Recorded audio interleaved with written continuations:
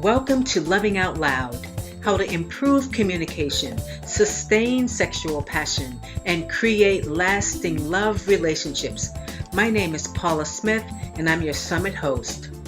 Loving Out Loud is about loving fiercely and showing up in a different way to create a new reality, one that allows you to access your deepest truths and desires.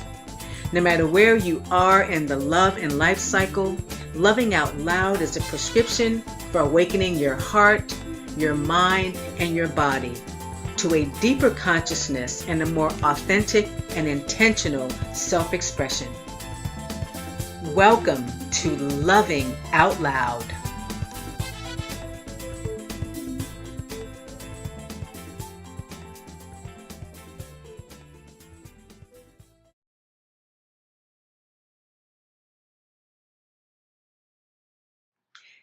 Welcome to Loving Out Loud Summit. I'm Paula Smith, and my guest today is Annette Carpien. Annette is a master certified relationship coach.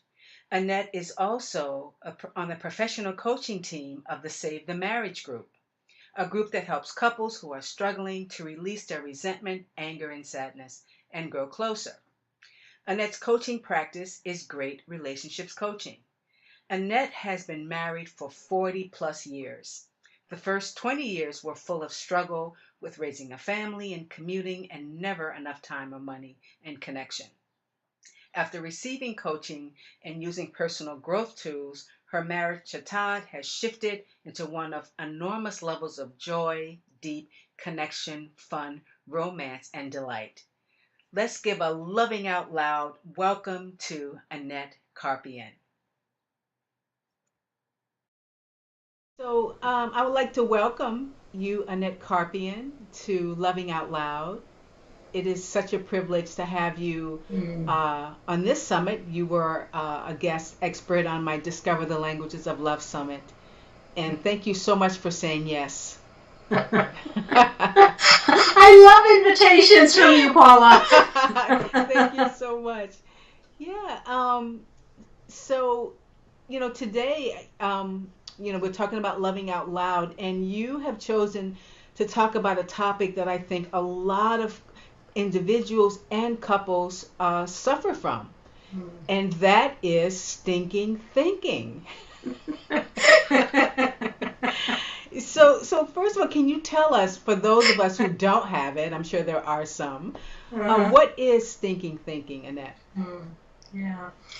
It's a way that we get caught up in our heads, and all of the thinking, repetitive thinking, that keeps us feeling stuck, paralyzed, disempowered, unhappy, and we're not connected to what's important in our lives.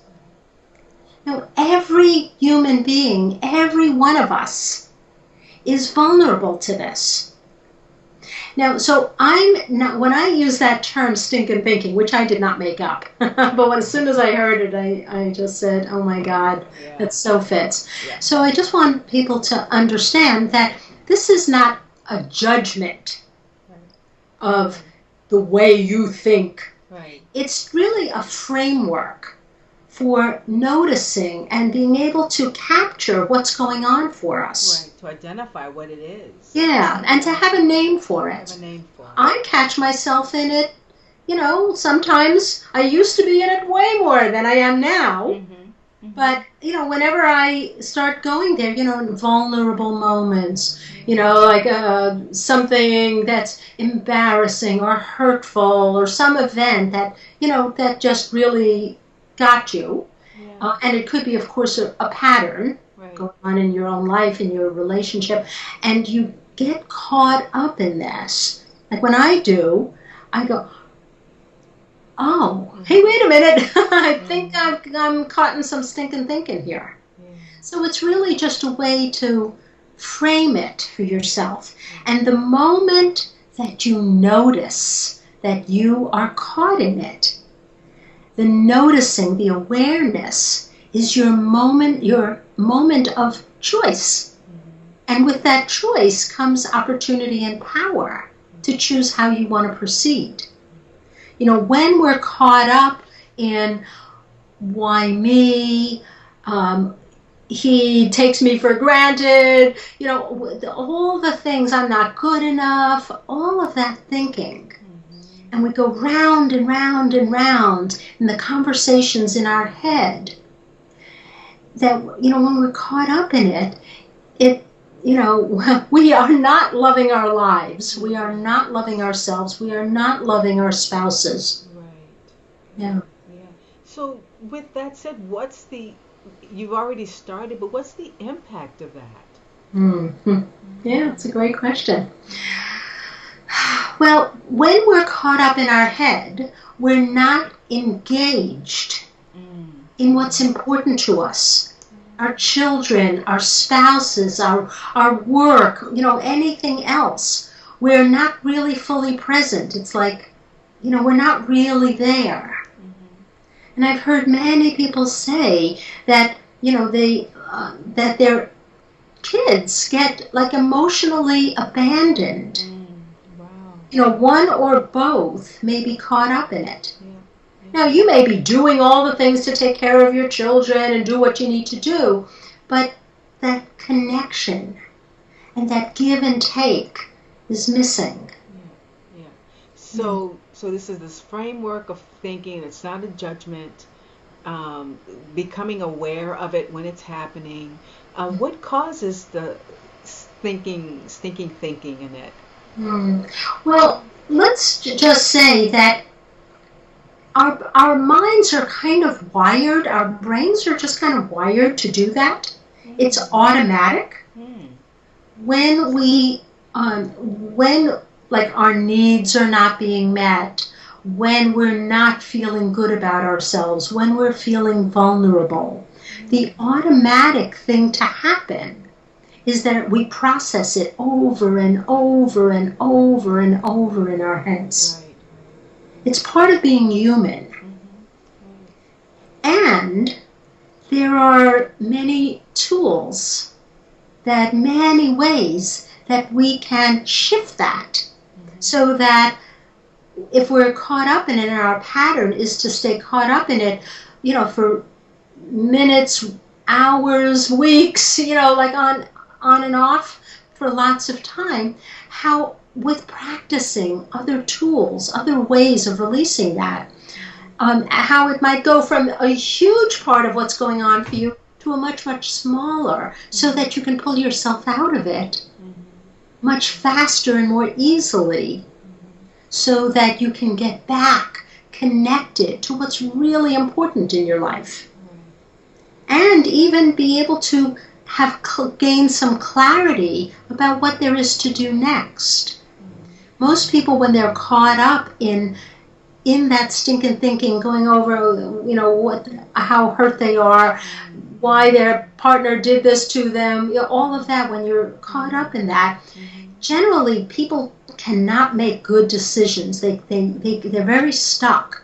And then after a while they may go, you know, be so angry with themselves for being so stuck. Then they make a reactive decision. Okay, well, I'm done. Yeah, you know, something like that. Yeah. Yeah. So whenever you're reacting to yourself or to your partner, it's unlikely to be a good choice. Yeah, absolutely. And that you also talk about something called emotion commotion. What is that? And is it any different from the stinking thinking? Well, they're very interrelated. So let's say something happens. It could be one of the mundane things of life, or it could be a much, bigger impact thing. So let's just say, for example, that your spouse left you to do the dishes and everything after doing everything else. And I realize this is a stereotype, but it happens. It really does happen. And he, is just sitting there on the couch drinking a beer, watching TV, while you are left to do it all. And maybe there was some agreement that, let's say, he would do the dishes, but he's not. Or maybe it's not, it's just expected and never really fully clear. Right. So that would be one kind of thing where you're going on in your head about it. And then of course there's the much bigger things. Let's say your spouse is having an affair, and either is still in the midst of the affair or had it and is over with, but now you're left to deal with, the aftermath of it. That puts people into that a lot too. So how do each of these impact relationships? Oh, you know what? I realized that you had asked me about emotion commotion, and I never answered. Okay, well, let's go back then. Okay. Yeah. That thinking can really, it's because there's so many different aspects of it. I could see how, I really like the way you explained it the second time. Yeah. So, yeah. And I'll just I'll take one more step back first before I get back to the emotion commotion. So a very typical form of stinking thinking is first thing in the morning. You get out of bed and your mind just berates you. This was big for me, especially in my 30s and 40s. My 50s and now in my 60s, I feel so much freer from it. But it used to be just first thing in the morning, about when are you going to lose those 15 pounds? When are you going to, all the ways that I'm not good enough. And what if? What if? Yeah. So the berating. And most people don't realize that that's the human condition. Most people have that as an automatic thing. They're not alone in that. But many people have really good ways of of what to do about it. Okay, and which I will get to. What do you do about it? Right. So let me just say now about the emotion commotion. Yeah.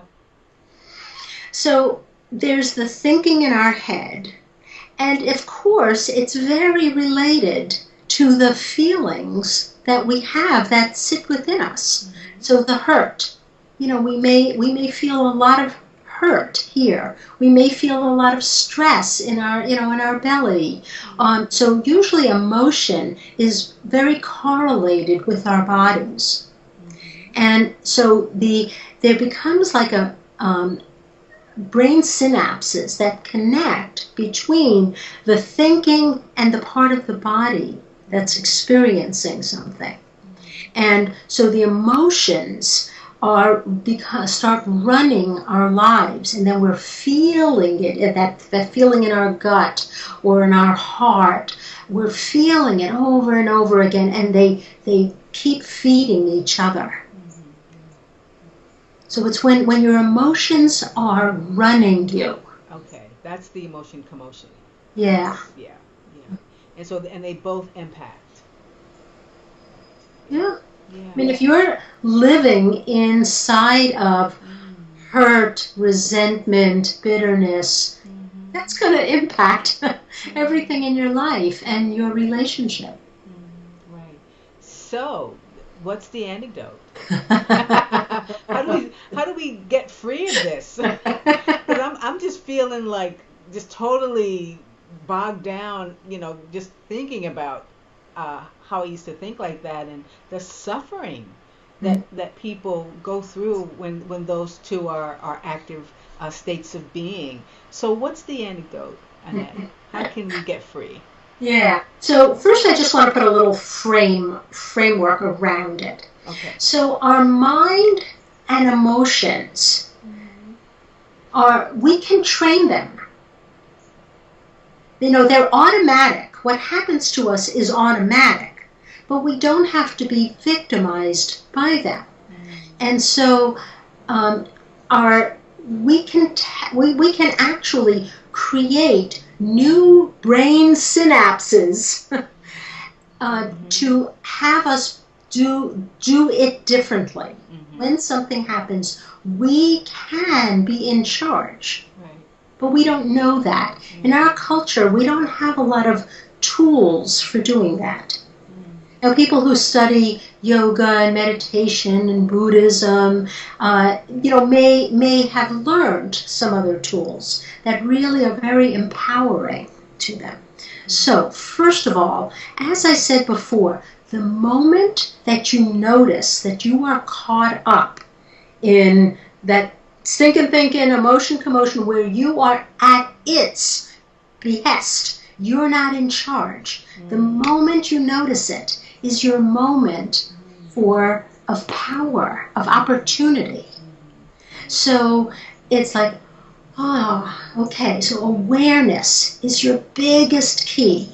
Then you have choice. Okay, so what do I want to have happen now? Oh, I want to be able to release it.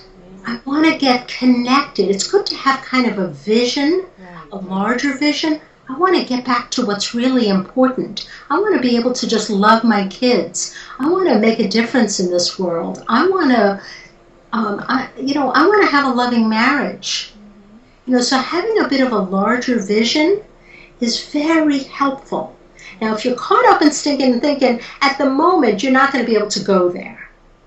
So if you, in advance, especially by working with a coach, you do some of this work to really get in touch with what's really important to you. What do you really want for your life?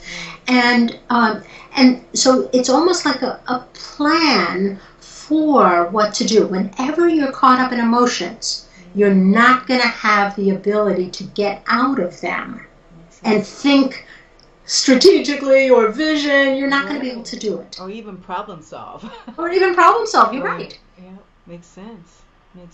And there's a lot, we understand so much more about the working of the brain, about why that happens.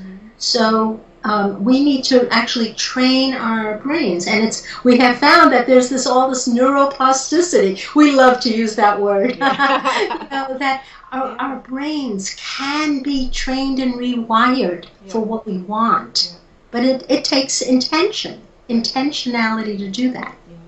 And it sounds like your whole process is so beautiful, Annette. It sounds like it takes a slowing down. Also, sort of calming that reactivity, really becoming aware of what's happening and not just going off with whatever you're thinking. Yeah. Right? Makes sense.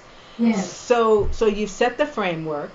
Okay. Right. So let's just say, I'll frame it both ways. One is if you have done some of that work in advance, and then I'll also take, well, what if you haven't, and you're just caught up in it? Okay, great. So I'll address the first one first. So let's say you've done some work about, what's really important in your life. Where do you really want to be putting your energy?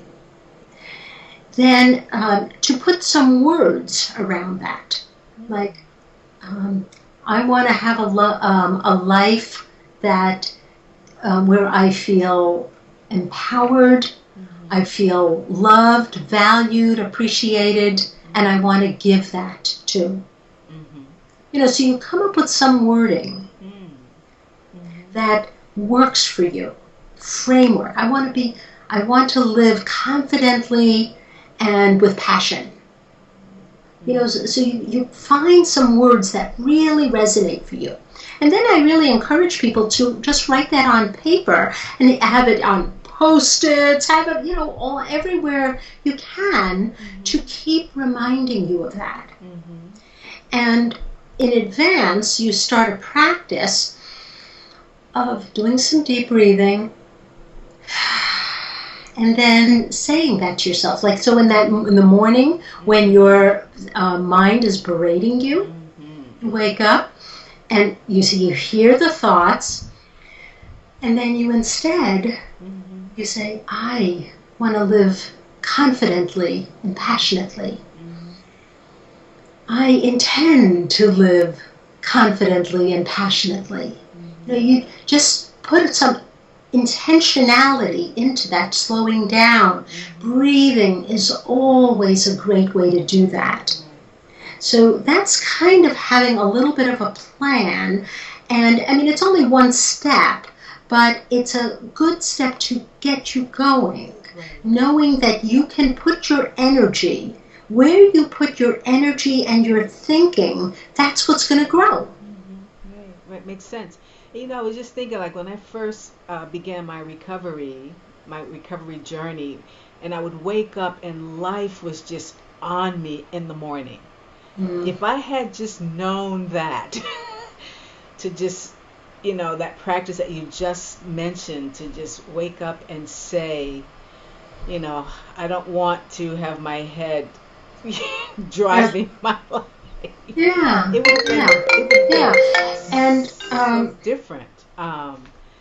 It would have just been so different. So I really am grateful that you put that out there. Yeah, and I really got what you said. Life comes at you so heavy, especially first thing in the morning, and to say what I don't want, right. but then to say what you do want. Yeah. Because what you say, what you don't want, that's going to get more energy. It's not going to give you what you do want. Yes. Yeah. Great. So, Annette, what is thriving thinking? Is this where we're going? Yeah, actually, though I did say that I was going to speak to people who hadn't done any work. That's right. I'm sorry. I'm ahead of you. Yes. Right. So let's say whether it's you wake up first thing in the morning and you're berating yourself, or just caught up in that thinking, the hurt of whatever it was that had you. And I have just enormous compassion. When we are hurt, when we're carrying around, all of that. So this is in no way minimizing what actually happened to you. It's really about what you can do with it. So always, and it's really not a lot different than what I said before, but the first thing is really just taking a deep breath. So if that becomes just a practice for you in the morning, you wake up, and many people do that, especially if the sun is shining. You take a deep breath and you stretch. So more likely, if you're in that thinking, your head's going to be down. And that's where you get caught up in emotional thinking. So instead, just to take a deep breath, stretch and smile, take in, even say some words of gratitude. Thank you. I know someone who says the first thing in the morning, thank you, God, for my plumbing working. I love that. Actually, he means internal plumbing. Internal plumbing, okay. That too. Whatever it is that works, that is working. To feed that. So if nothing more than just taking a deep breath, having your chin up and your chest open so that your heart can be more open to receive. Because when you're in stinking thinking, you're most likely going to be kind of hunched. And then your heart is closed. So simply by opening up, you open up your heart, making it available for love, for caring. They seem so simple, but so profound. So profound. Yeah. So what was the next question that I was supposed to answer? So, and I think we're headed that way. What is the thriving thinking? Yeah, what is the thriving thinking? So thriving thinking is the focus on what is it that feeds you?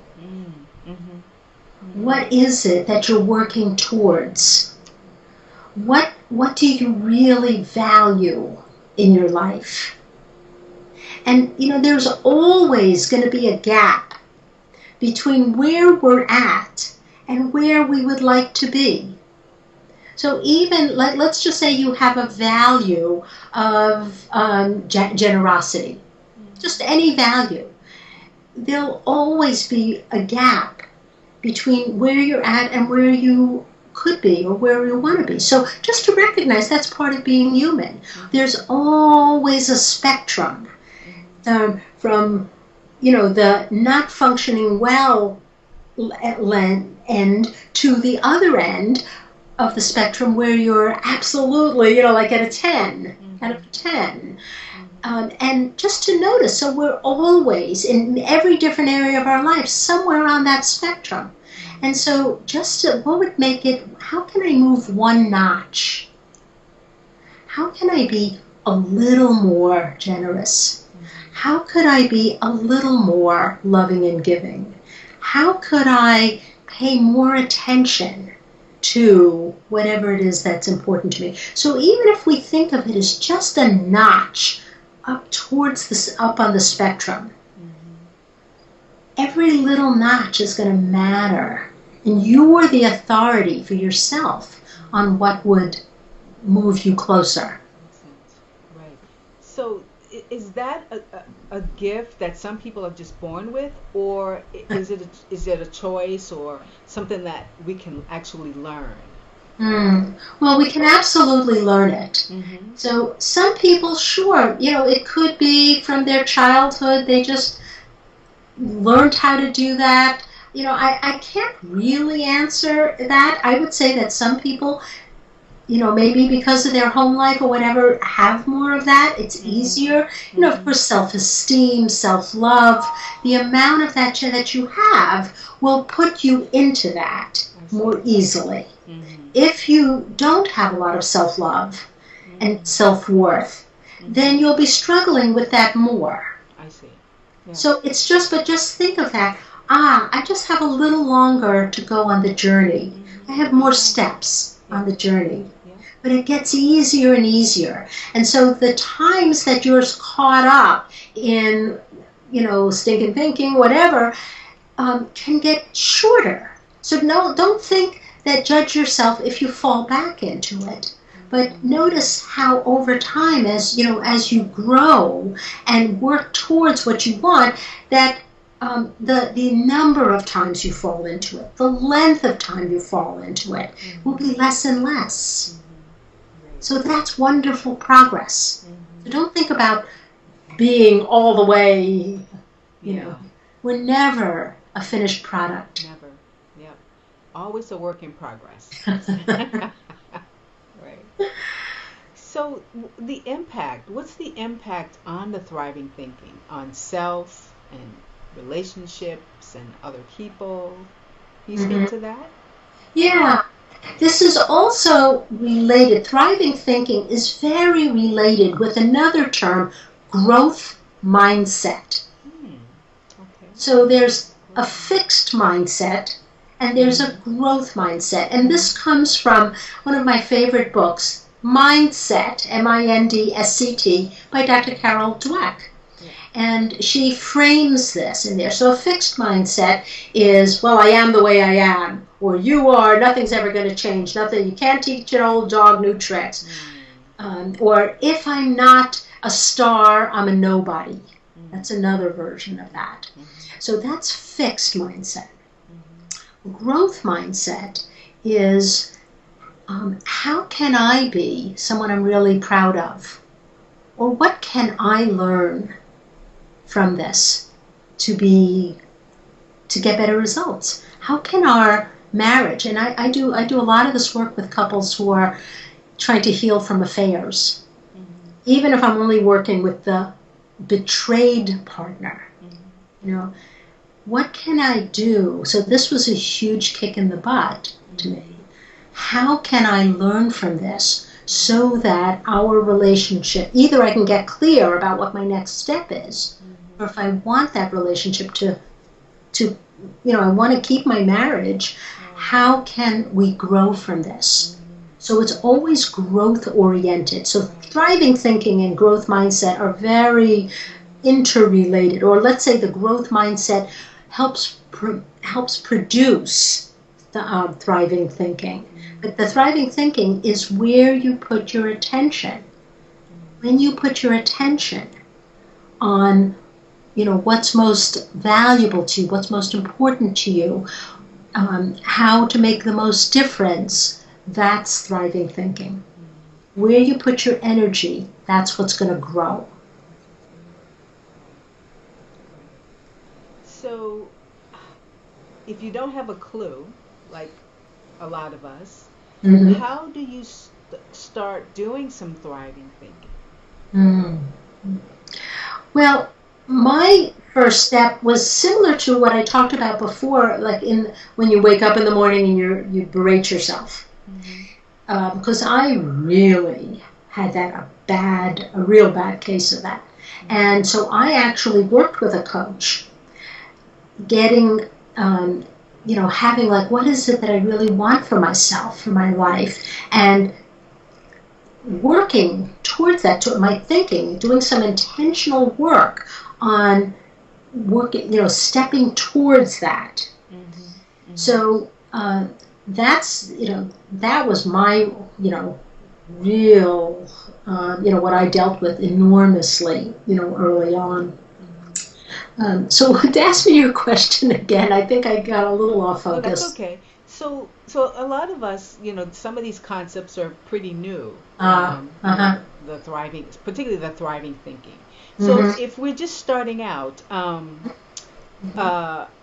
can we start doing that? Mm-hmm. How can we start engaging in thriving thinking as a practice? Okay, great question. Yeah. So, well, one thing that some people do that is a wonderful thing is to do a gratitude journal. Mm. Or even if it's nothing formal, but you just make a list Mm-hmm. of things that you're grateful for, things that you appreciate, things that you're happy about, Mm-hmm. what you want to work towards. Even putting that focus is going to help. And then you may even ask yourself, okay, what's one thing I can do to have more of that? That makes sense. So that's, Yeah. one of, the vision work that I talked about. Right. Gratitude, is another. Taking good, loving care of yourself. Like I have my favorite easy tools that help me feel so much better. So one of them I've talked about quite a bit is, just deep breathing. Yep. Yeah. Mm-hmm. Exhaling out what I don't want. Right. Stretching, Yeah. smiling, Yeah. Yeah. having your heart open, Right. being grateful. Mm-hmm. I know I've told you in the past about my other favorite tool, which Yeah. is intentional laughter. When I discovered that, oh, I can choose to laugh Yeah. just because I want to, not because there's something funny. Yeah. Yeah. And so I will just, should I demo it? Absolutely.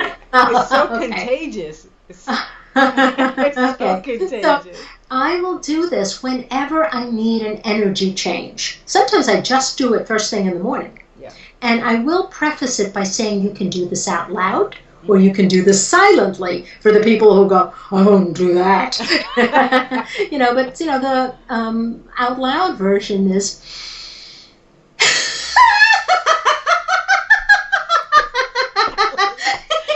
I love it.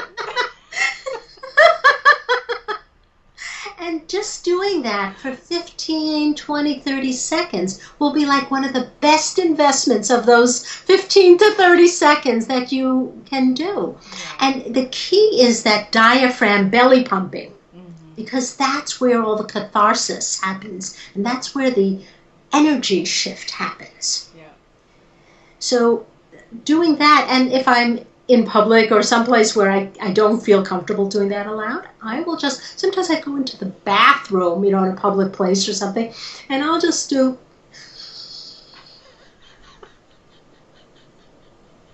the same thing, but silently. I love it, Annette. I love it.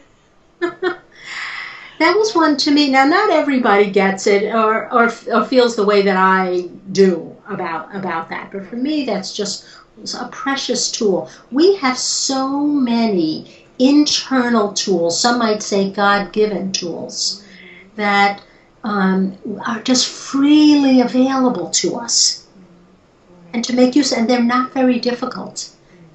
Yeah. Yeah. Thank you. Annette, this has just been incredible. I mean, your tools are simple, but yet profound. I mean, just really practical. And that's what I really wanted on this summit, was just really simple, practical things that our viewers can start to do right now if they're struggling.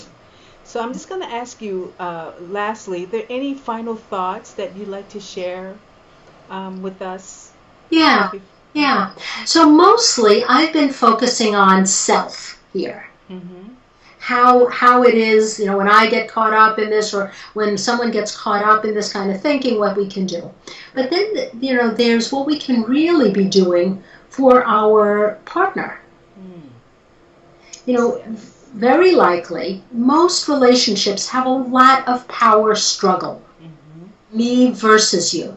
The normal, typical thing, you start off in this lovey-dovey, incredible stage early on, and then, let's say, babies come along, very soon, that's where your focus is going to go. Good chance, if you're the mom, good chance you're going to be putting so much energy into those babies and children, and good chance your spouse is going to feel some neglect. Maybe sexually as well as just emotionally and attention. That's often the start of where power struggles start happening. Or there's just the endless of what to do. Whether you're, as a mom, you're working and you're both working, plus you have children, and you have just, you're up to here in responsibility. So your marriage is most likely going to be the last thing that gets attention. But just little things that you do. So, often we'll give our spouse a little peck on the cheek, But instead of that, just a few seconds of looking at each other and hugging and kissing. They say that the four, you have the four sacred times, or when you first get up and see each other in the morning, when one of you leaves, when you come back together, when you go to sleep. Those four, and of course there could be many, many others, but just to connect, just a little bit of connection and affirmation. Looking at the other person, letting them know that you love them, that you appreciate them. Telling your spouse something you appreciate about them each day, or admire, or love, or care about. That's like a world. Just those little things make an enormous difference. That's wonderful. I was just flashing back, we had a whole summit on that topic of conflict to connection, and you're so right about that. It's just natural. So we want people to know that that's a normal process of relationships. Yeah, and just notice whenever you fall into a power struggle, a me versus you, they're going to happen. They're just part of life. So, but you don't have to engage in power struggle. You can step outside of power struggle. And I do a lot of work with one or both of the couple on that. But just a quick, easy thing, like when you notice you're caught up in that, to say, oh, I notice that we're in a little power struggle here, and what I really want is for us both to feel loved and cared about and get our needs met. What can we do? What can we do? Right. I love that. Yeah. Thanks, Annette. I know that there's many out there who are following you and want to follow your work. How can we contact you? And also, I know that you're offering a free gift. Can you tell us about that? Sure. So on my website, greatrelationshipscoaching.com, there you click to enter, and on the very next page is a free download. I put together an audio, about a 35-minute audio, called 7 Secrets. It went away for a second. Okay. 7 Secrets to Emotional Well-Being, Vitality, and Happiness. And so I just talk people through those 7 secrets. And even if you only do one of them, or do one of them more. Mm-hmm. You know, and just see what resonates for you and what doesn't. And I also talk in some more depth about stinking thinking and emotion commotion. That one's on there. Yep. Did you do the intentional laugh at the end of the 7 secrets? No, I forgot to do that. Oh, we have to put that. I mean, we have to put that on.